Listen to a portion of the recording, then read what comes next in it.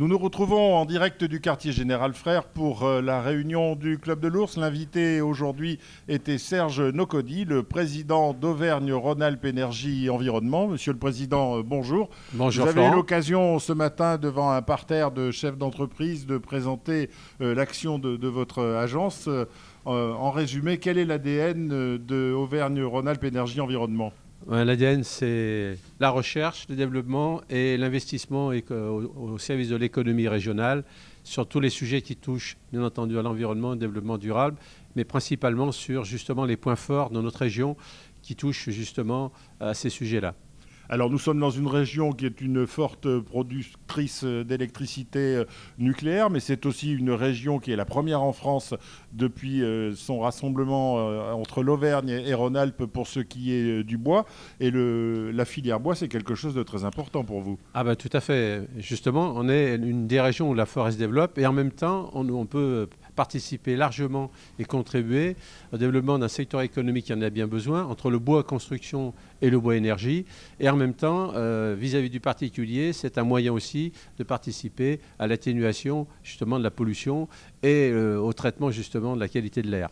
Alors ces systèmes de chauffage collectif, aujourd'hui vous avez combien de chaufferies à bois dans la région ? Alors chaufferie à bois, je dirais plutôt, on va parler des chaufferies industrielles parce que les réseaux de chaleur en particulier qui sont les consommateurs principaux de la biomasse. Il y a des grands réseaux comme à Lyon, comme à Grenoble et ces réseaux participent justement à atténuer la pollution et à améliorer la qualité de l'air dans les milieux urbains.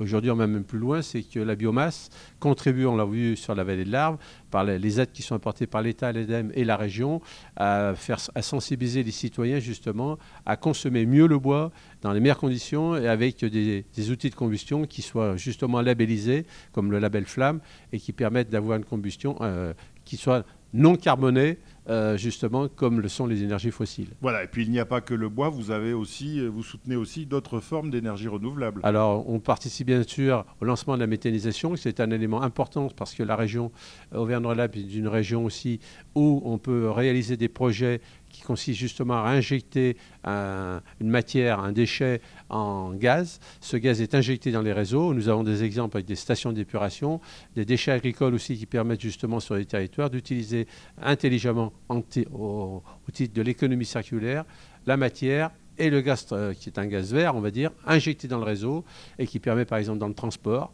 d'être utilisé pour faire transporter dans des bus des habitants.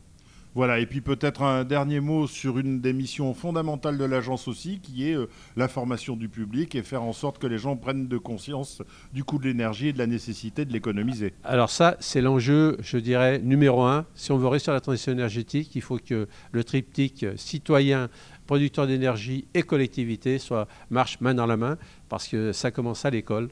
Et ça doit être perdurer tout au long de la vie de l'individu, parce qu'aujourd'hui, la planète est en feu.